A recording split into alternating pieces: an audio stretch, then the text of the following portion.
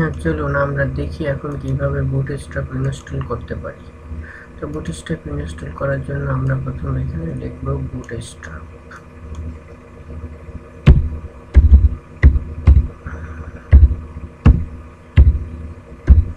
Bootstrap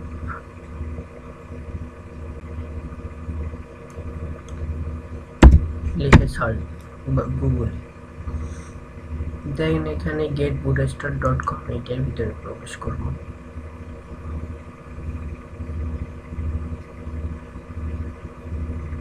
just একটা zip file আছে, খুবই ছোট। এই জিপ ফাইলটাকে আমরা ডাউনলোড করব। ডাউনলোড বুটস্ট্র্যাপ, এই যে জিপ ফাইলটা চলে আসছে, এখান থেকে ডাউনলোড করতে হবে। ওকে, ডাউনলোড হয়ে গেছে। আমরা দেখি এখানে ফাইলটা আছে। তো আমরা এটা কপি করলাম, কপি করে আমরা আমাদের স্থানে চলে যাই।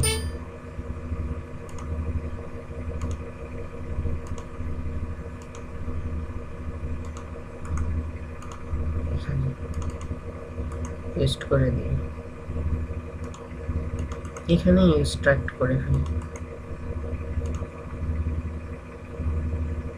এখানে এই যে বুটস্ট্র্যাপ ফাইলটা বললাম, এখান থেকে আমরা সিএসএস থেকে বুটস্ট্র্যাপ ডট মিন সিএসএস যে ফাইলটা আছে, এই ফাইলটাকে কপি করব।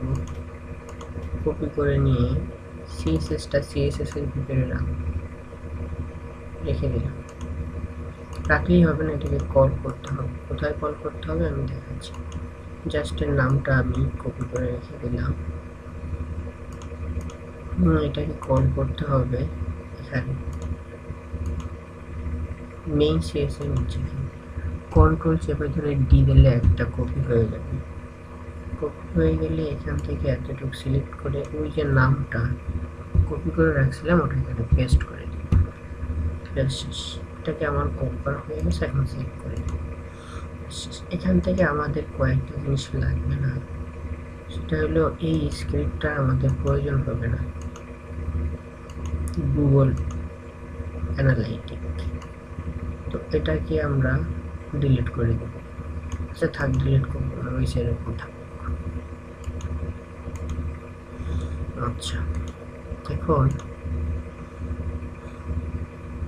একটা ফাইল নিলাম সিএসএস। তো ফন্টের পুরো ফাইলটাই আমাদের লাগবে। তো ফন্টসের পুরো ফাইলটাই আমরা এখানে পেস্ট করে দেব।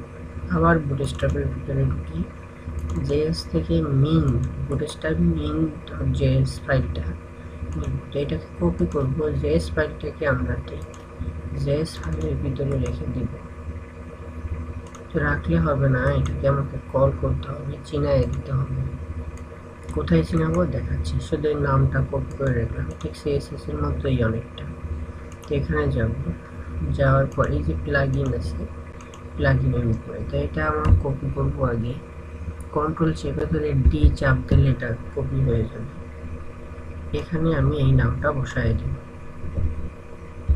ব্যাস এতটুকু। সেভ। এখন এটা বুটস্ট্র্যাপ কল করা হয়ে গেল। খুবই সহজ বুটস্ট্র্যাপ কল করা।